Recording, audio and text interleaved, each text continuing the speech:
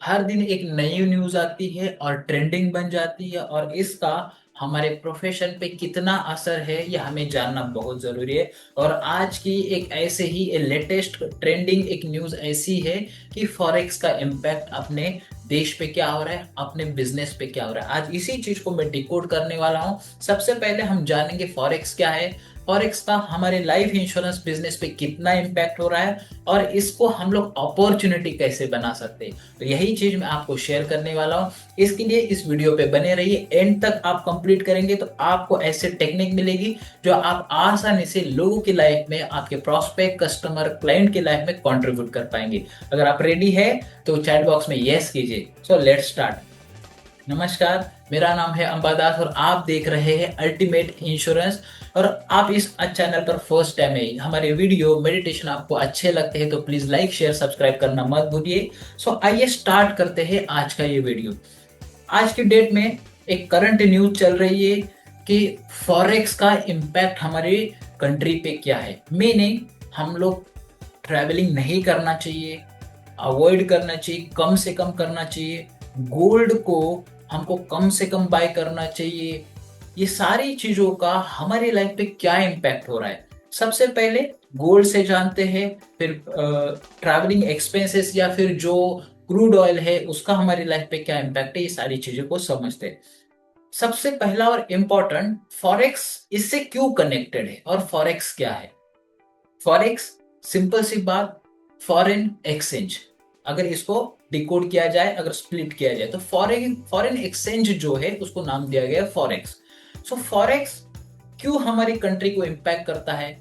हम कोई भी चीज खरीदते हैं हमारे टेरिटरी के बाहर, हमारे देश के बाहर, फॉर एग्जांपल श्रीलंका हो, ऑस्ट्रेलिया हो या फिर अमेरिका हो, कोई भी कंट्री से हमको खरीदना है चीजें, तो हम हमारी करेंसी से नहीं खरीद सकते क्योंकि इंटरनेशनल लॉ इस तरह से है।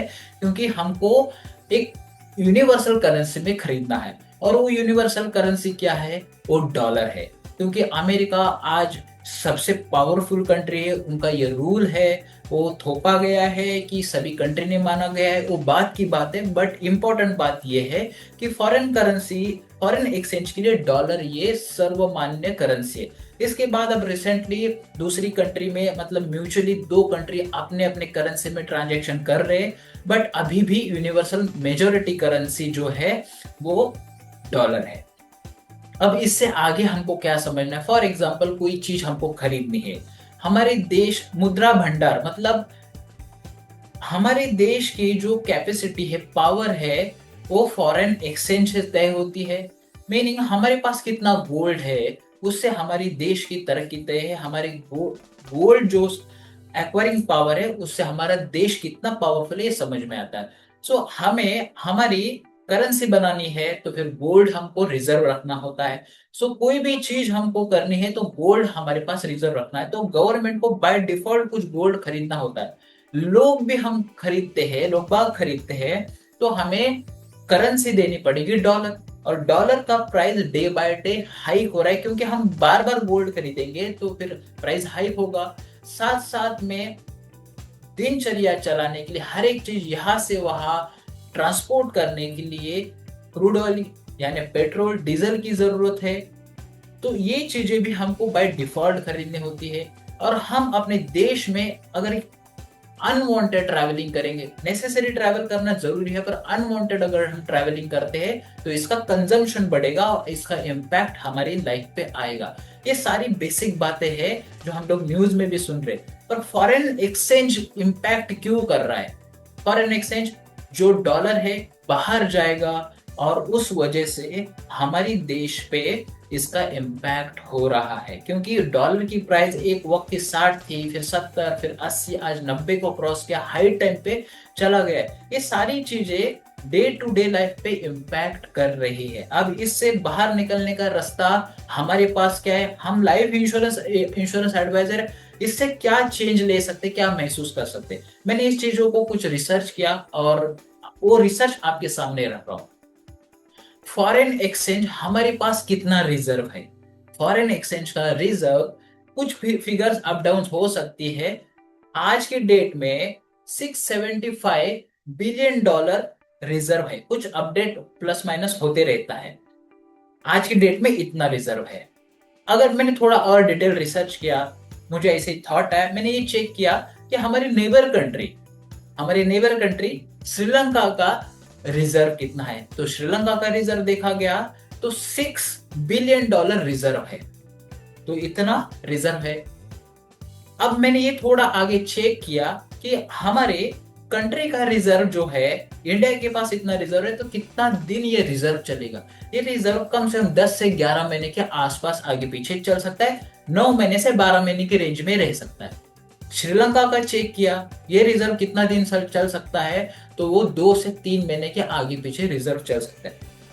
अब इससे हमको क्या समझना है, यही हमारे लिए की लाइन है कि ये रिजर्व, अगर हमारे इंडिया का रिजर्व 10 से 11 महीना चल सकता है, नेबर कंट्री का रिजर्व अगर 2 से 3 महीना चल सकता है। ये रिसर्च से जो पॉइंट्स नंबर्स आए हैं, मैं इसको कोई मैं पर्सनल क्लेम नहीं कर रहा हूँ, जो रिसर्च से जो आया है वो मैं आपको शेयर कर रहा हूँ। सो पॉइंट यहाँ पे ये है कि अगर ये रिसर्च अगर बता रहा है एक कंट्री का रिजर्व इतना है, तो हम क्लाइंट को, प्रोस्पेक्ट को पूछ सकते हैं, सर एक कंट्री का रिजर्व 11 महीने है, अनटाइमली इनकम अगर स्टॉप हो गई, कोई सर्कमस्टेंसेस इवेंट ऐसे आ गए जैसे कोरोना में हमने फेस किया है, अगर ऐसा कोई इवेंट आ गया तो हमारे पास कितना रिजर्व है।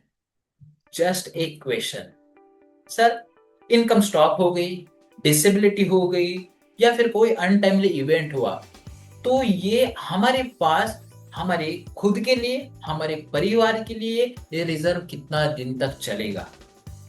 दूसरे वर्ड में ना कहते हुए इसी ट्रेंडिंग टॉपिक को कनेक्ट करके जब हम पूछेंगे, ज्यादा कुछ और एडिशन करेंगे तो फिर वो दूसरे टॉपिक में इन्वर्ट करेगा।